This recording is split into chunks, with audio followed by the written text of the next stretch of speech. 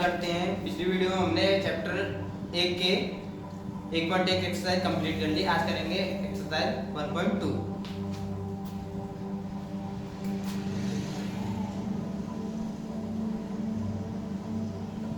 Exercise 1.2 का पहला question है, निम्नलिखित संख्याओं को अभाज्य वर्गखंडों के गुणनफल के रूप में व्यक्त कीजिए। तो 6, 7, 8 में पढ़ते हैं गुणनखंड क्या होते हैं। गुणनखंड तो किसी भाज्य संख्या को, बड़ी भाज्य संख्या को छोटे छोटे अभाज्य संख्या में परिवर्तन करना गुणनखंड कहलाता है। तो गुणनखंड करेंगे हम। पहला क्वेश्चन है, पहले का फर्स्ट क्वेश्चन है 140। 140 का गुणनखंड करेंगे हम। तो 140 का गुणनखंड 2 से 70, 235, 5 से 7 और 7 से 1। तो इसके गुणनखंड हो गए 2 गुणा 2 गुणा 5 गुणा 7। ये तो हमारे स्टार्टिंग के हो गए, लेकिन इन्हें हम इसी तरीके से भी लिख सकते हैं कि यहाँ पे 1 और 2 के हैं, तो यहाँ 2 की स्क्वायर गुणा 5 गुणा 7। इसे भी हम ऐसे भी हम गुणनखंड के रूप में लिख सकते हैं। ठीक है। अगला क्वेश्चन इसी का मैं एक और क्वेश्चन कराता हूँ, 5 या 5। तो वो क्वेश्चन है 5 या 5। इसे हम 5 से डिवाइड करेंगे, 1001। उसके बाद में 7 से, यहाँ पे देखो सबसे छोटी अभाज्य संख्या 2 थी, बाकी सभी अभाज्य संख्या हो जाएगी। यहाँ पे सबसे छोटी 2 से जाएगा नहीं, 3 से जाएगा नहीं, 5 से डिवाइड करना पड़ेगा। उसके बाद 5 के बाद हम 7 से करेंगे। जैसे हम छोटी से बड़ी संख्या की तरफ अभाज्य संख्या, छोटी से बड़ी अभाज्य संख्या के लिए हम जाएंगे। उसके बाद में 7 से 7 एकम 7, 3, यहाँ पे 30 हो गए, 7 चौका 28, 29, 30, 2 बचे, 1 किलो के 7 दिया 21।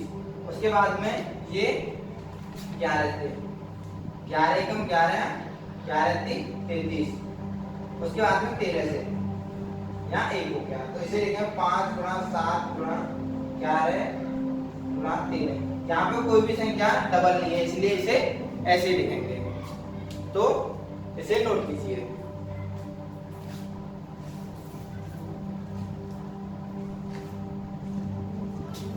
इसके बाद में नेक्स्ट क्वेश्चन है पूर्णांकों के निम्नलिखित गुणों में एचसीएफ और एलसीएम ज्ञात कीजिए।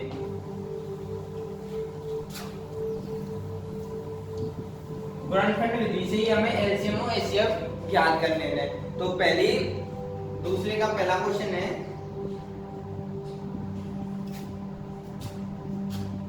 26 और 91।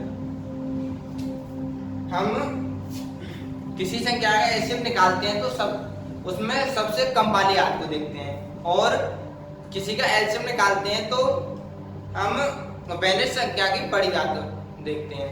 तो यहाँ पे निकालेंगे 26, 2 से 13, 13 से 1, 91 कटेगी 7 से 13, 13 से 1। तो 2 गुणा 13, ये तो हो गई 26, और 7 गुणा 13 ये हो गई 91। तो यहाँ पे देखिए एचसीएफ में हम क्या करेंगे कि जो दोनों में हमारी मिल रही है संख्या, जैसे इसमें 2 है लेकिन इसमें 2 नहीं है, इसमें 13 है, इसमें 13 है, इसमें भी 13 है, इसमें भी 13 है, तो 13 लिख लेंगे। इसमें 7 है, इसमें 7 नहीं है, तो एचसीएफ हो गया हमारा 13। उसके बाद में होगा हमारा एलसीएम। एलसीएम देखेंगे तो जो हमारी संख्या दोनों में आ रही है वेनिस्ट है, उसे लिख लेंगे, और बाकी बची हुई संख्या उन्हें लिख लेंगे। तो 7 दूनी 14, 14 गुणा 13। नहीं आए तो कर लीजिए 14 गुणा 13,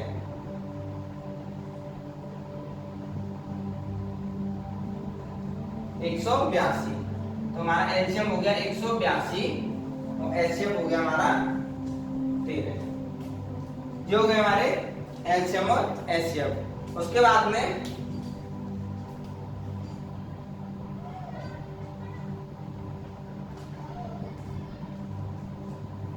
इसी का एक और क्वेश्चन करा देता हूँ।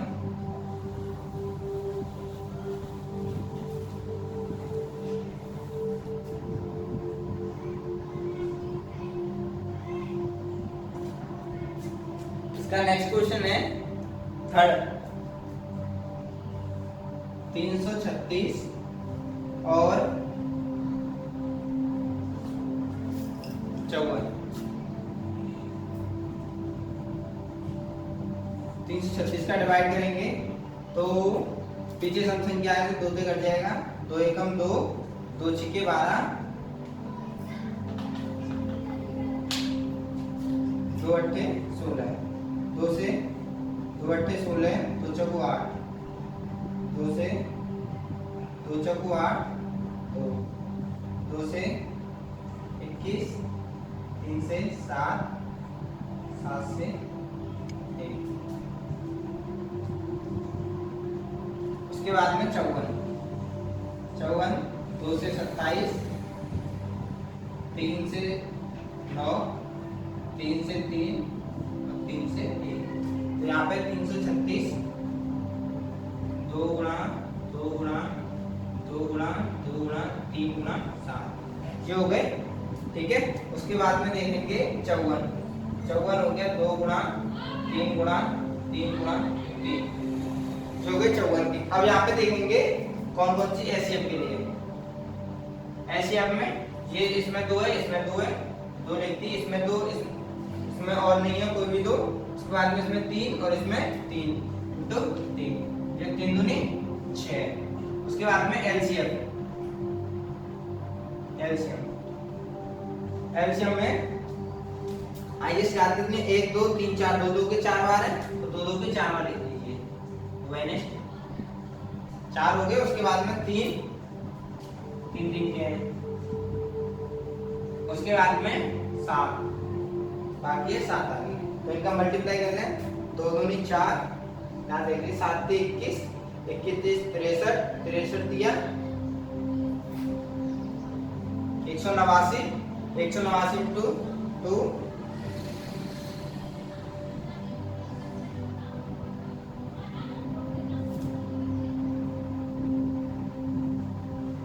378 जो कि 7 से 21 63, 63 के 189, 189 इंटू 2 378 गुणा 2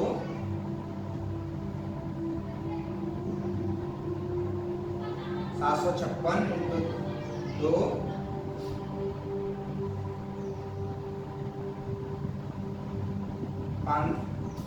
1512 गुणा 2 4 2 0 3 3024। तो हमारा एलसीएम आ गया इसका 3024। ये हो गया हमारा एलसीएम और ये हो गया हमारा एचसीएम। ठीक है, तो नोट कर लीजिए इसे। ठीक है, इसके बाद में नेक्स्ट क्वेश्चन है अमाजमेंटल विधि द्वारा निम्नलिखित पूर्णांकों के एचसीएफ और एलसीएम ज्ञात कीजिए। दूसरे की तरह ही इसका नेक्स्ट क्वेश्चन है तीसरा। ठीक है, उसके भी एलसीएम और एचसीएफ ज्ञात करना है। यहाँ पे 2 संख्या उसमें 3 संख्याएं हैं।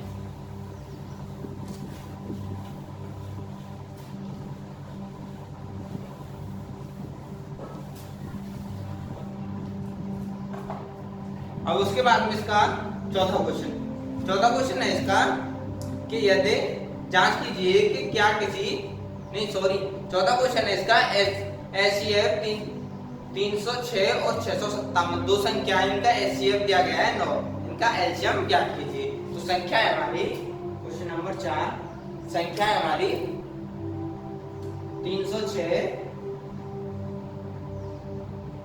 और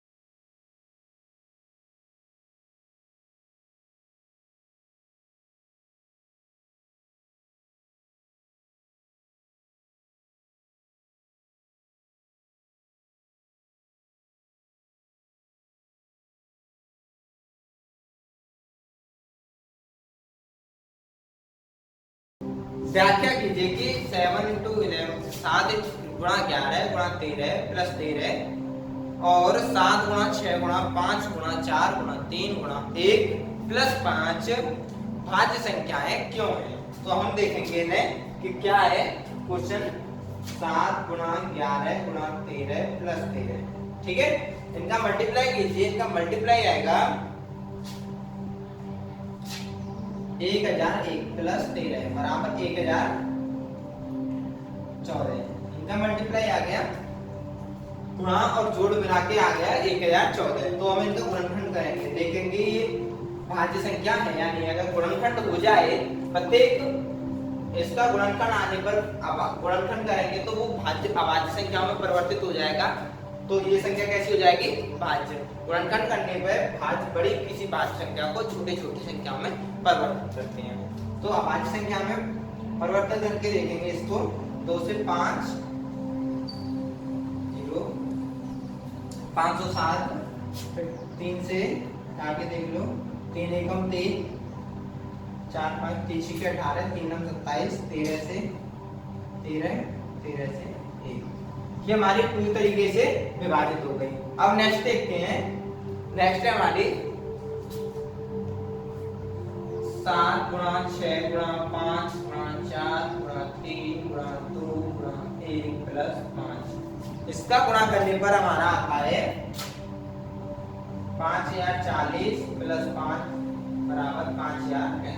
तो विभाजित कीजिए 5005 5045, 5 से 5 एकम 5 5 45 1009। ये भी हमारी अभाज्य संख्या है, ठीक है। तो यहाँ हम कह सकते हैं हमारी जांच कंप्लीट हो गई। यहाँ कह सकते हैं कि 7 गुणा 11 गुणा 13 प्लस 13 तथा 7 गुणा 6 गुणा 5 गुणा 4 गुणा 3 गुणा 2 गुणा 1 प्लस 5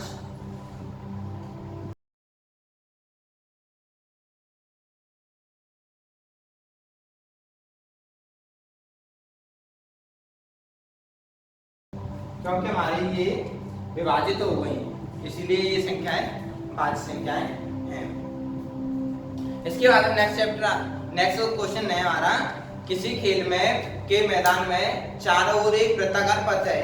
इस मैदान का एक चक्कर लगाने में सोनिया को 18 मिनट लगते हैं और रवि को एक चक्कर लगाने में 12 मिनट लगते हैं। मान लीजिए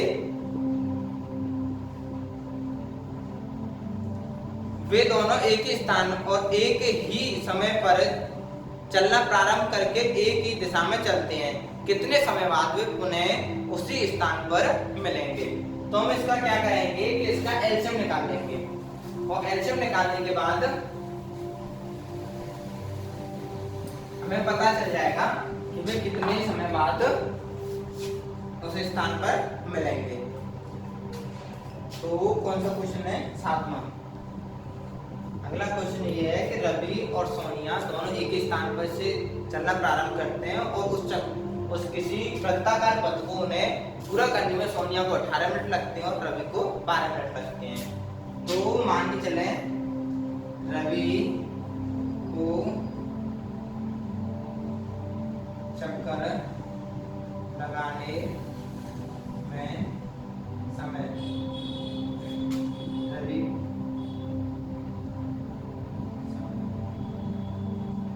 12 मिनट, सोनिया को चक्कर लगाने में समय 18 मिनट। अब वो एक ही स्थान से स्टार्ट करते हैं तो कितने समय बाद, या मान लीजिए अब इन देखो कितने समय बाद वे दोनों उसी स्थान पर मिलेंगे। ये हमें याद करना है। अब क्या करेंगे हम, रवि और सोनिया का इन दोनों का एलसीएम निकाल लेंगे, इनकी चाल का। तो 2 से 6, 2 से 3, 3 से 1, 2 गुणा 2 गुणा 3 2 से 9, 3 से 3 और 3 से 1। तो देखिए एलसीएम कितना आ गया इनका,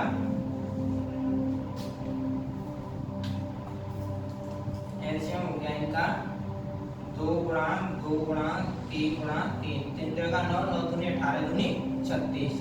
तो 36 मिनट बाद रवि तथा सोनिया एक ही उसी स्थान पर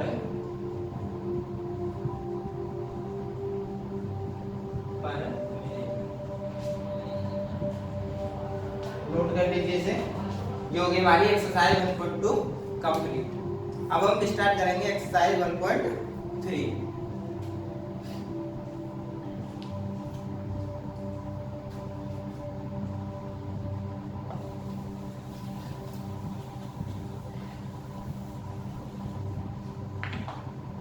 एक्सरसाइज 1.3।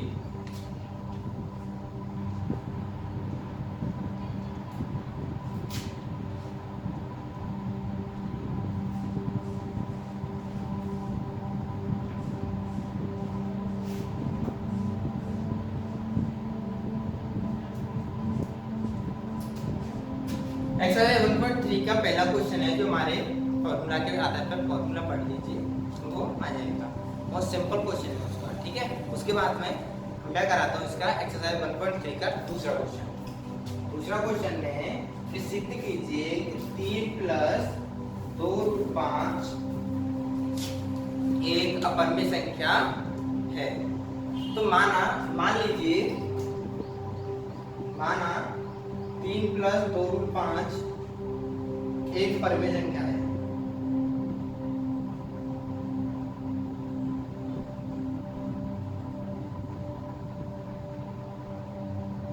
तथा ए और बी इसके सह अभाज्य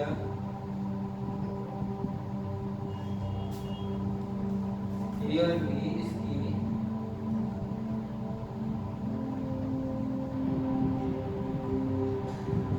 सहवाच्य संख्या,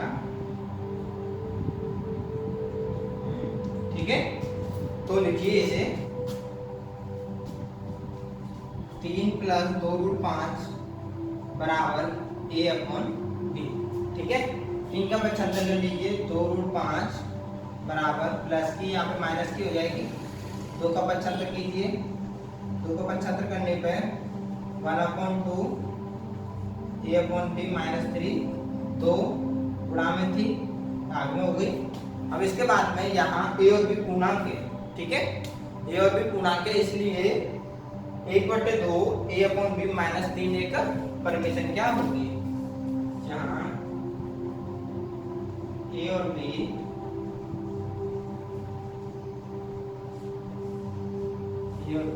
पूर्णांक है, इसीलिए 1/2 ए अपॉन बी माइनस 3 परिमेय संख्या है, ठीक है। उसके बाद में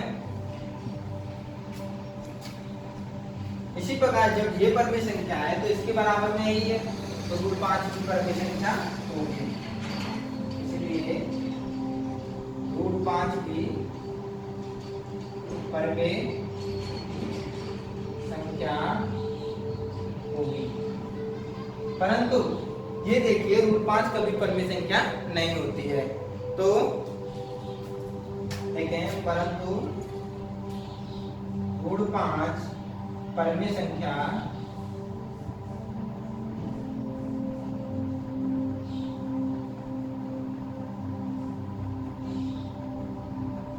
नहीं है, इसीलिए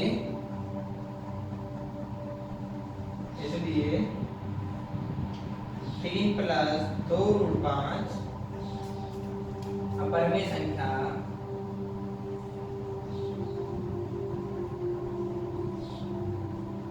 होगी।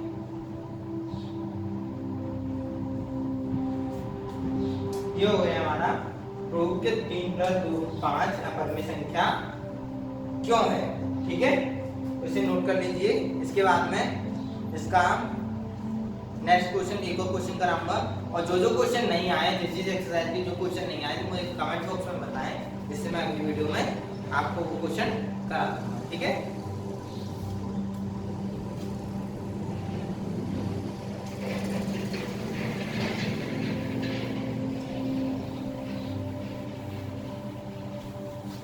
बच्चों क्वेश्चनों को आप प्लीज करना, क्योंकि मेरे कराने से मैं तो थोड़े बहुत क्वेश्चन कराऊंगा, यदि आप मेहनत नहीं करोगे तो आप मैथ कैसे सॉल्व करोगे। इसलिए आप भी जो बच्चों के क्वेश्चन है उन्हें कीजिए, कोशिश कीजिए, अगर ना आए तो मुझे बताइए। ठीक है, उसके बाद में अगला क्वेश्चन है 3 का फर्स्ट है कि 1.2 इसी तरीके से ही है 1/√2 अपरिमेय संख्या क्यों है।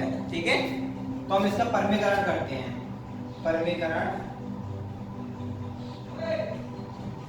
करने का, ठीक है, परमीकरण करेंगे तो 1/√2 × √2 परमीकरण में हम हर का, ये सिंपल है तो हर का हम हर और अंश है दोनों में गुणा करते हैं। तो यहाँ पे हो गया ये √2/2, तो ये √2/2 का हमारी परमेय संख्या है। तो माना √2/2 परमेय संख्या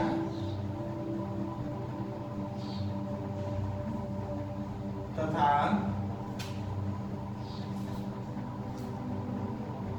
A और B इसके सहवाच्य संख्या है। ठीक है, अब लिखिए √2/2 = A/B, क्रॉस मल्टीप्लिकेशन कीजिए, 2 को उधर पहुंचाएंगे 2A/B, यहाँ पे यहाँ A तथा B पूर्णांक है, तो 2A/B परमेय संख्या है, संख्या होगी, इसीलिए √2 भी परमेय संख्या होगी।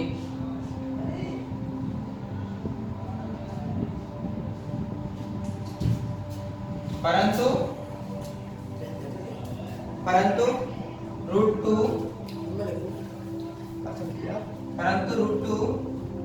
परमेय संख्या नहीं है, इसीलिए हम कह सकते हैं कि 1/√2 एक अपरिमेय संख्या है। ठीक है, यहाँ पे हो गई हमारी एक्सरसाइज 1.3 का तीसरे का फर्स्ट कंप्लीट। ठीक है, अब बाकी क्वेश्चन है वो मैं अपने आप करने हैं। यहाँ पे मैं 1.3 एक्सरसाइज को कंप्लीट करता हूँ। ठीक है, इसके बाद में हमारी आती है 1.4 एक्सरसाइज। ठीक है, तो अब करेंगे हम 1.4 एक्सरसाइज, तो इसे नोट कर लीजिए।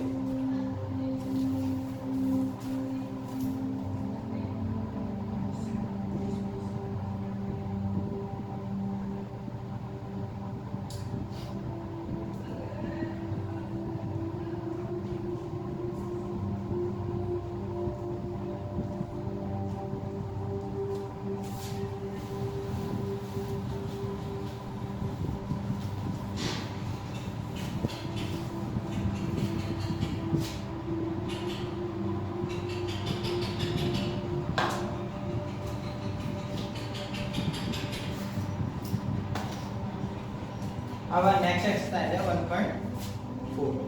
ठीक है, 1.4 का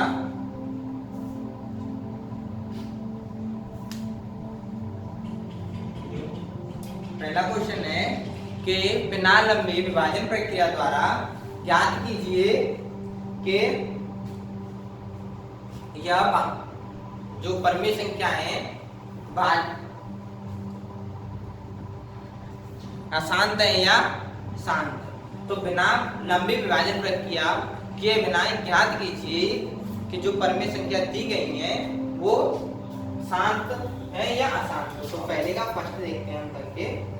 ये दिया गया पहले का प्रश्न 13/3125, ठीक है।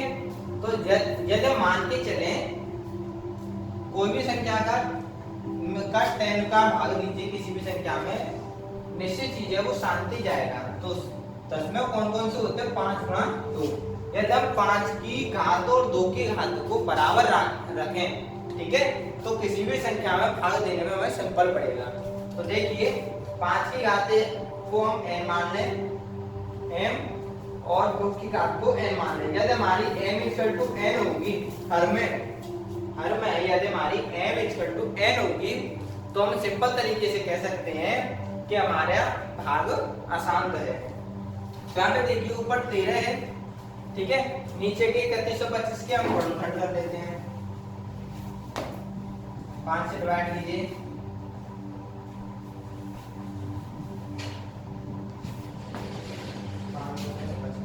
5 से 25, 5 से 5,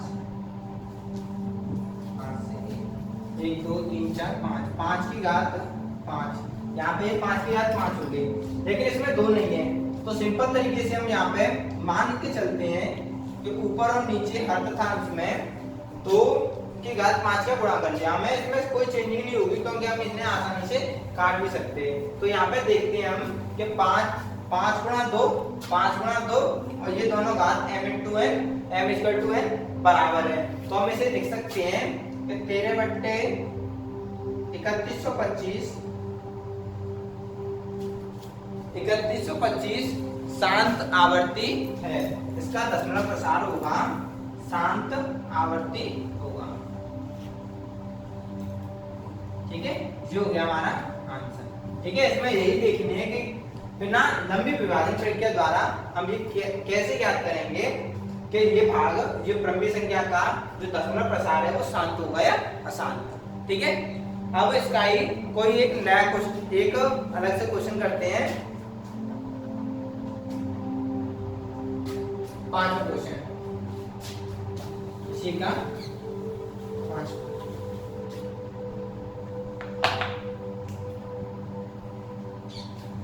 5वां है 29/343, ठीक है। तुम्हारा ऊपर तो 29 है, नीचे 343 के गुणनखंड कर लीजिए। 7 से 7 चौका 28, 7 ना 63, 7 से 7 और 7 से 1, तो यहाँ पे 7 का क्यूब हो गया। लेकिन यहाँ पे हमें क्या लाना है? 5 और 2 के अलावा कोई अन्य संख्या नहीं लानी है। यहाँ पे अगर ये ऊपर कट जाता है, कोई भी संख्या ऊपर कट जाती है, इससे हर से अंश में कोई भी संख्या कट जाती है और नीचे यहाँ पे 5 और 2 ही रह जाते हैं, तो हमारी शांत होगा ये। लेकिन यहाँ पे ना तो 7 से कोई कट रहा है ना कुछ है, तो इसीलिए यह 29/343 अशांत आवर्ती है, ठीक है। ये हो गया हमारा पहला क्वेश्चन। बाकी क्वेश्चन आप करना, ठीक है। उसके बाद में दूसरा क्वेश्चन है कि कि ऊपर दिए गए प्रश्नों में से मैं उन परमेय संख्याओं के दशमलव प्रसार लिखिए जो शांत हैं, ठीक है। जो ये क्वेश्चन है, पहले क्वेश्चन के जितने भी शांत भाग के क्वेश्चन है, ठीक है, दशमलव शांत में आ रहे हैं, उनके हमें दशमलव प्रसार ज्ञात करने हैं। तो उन्हें आप अपने आप करना। उसके बाद में तीसरा क्वेश्चन है हमारा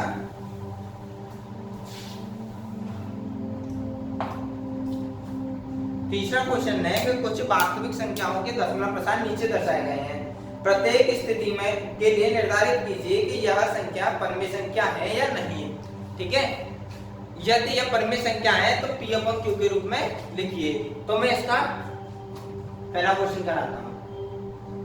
इसका पहला क्वेश्चन है 43.124 1 2 3 4 5 6 7 1 2 3 4 5 6 7 8 9।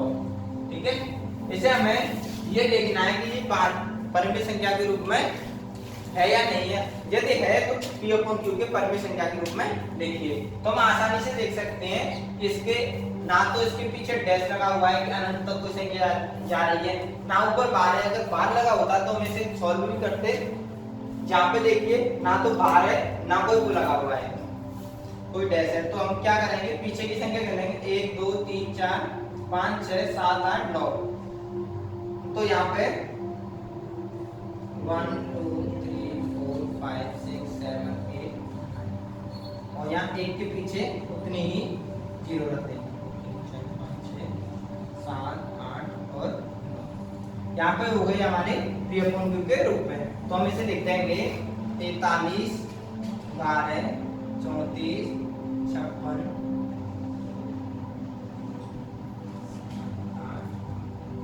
अपॉन 10 की घात 1 2 3 4 5 6 7 8 9 10 की घात 9। ये हो गए हमारे P अपॉन Q के रूप में। यहाँ तक हो गया पहला चैप्टर कंप्लीट। क्वेश्चन जो बचे हुए क्वेश्चन है जो मैंने छुड़वाए हैं, जो क्वेश्चन है जो मैंने नहीं कराए हैं, उन्हें आप अपने आप करना और ना आए तो मुझसे पूछ लेना। ठीक है, और उसके बाद में नेक्स्ट वीडियो से हम स्टार्ट करेंगे सेकंड चैप्टर। ठीक है।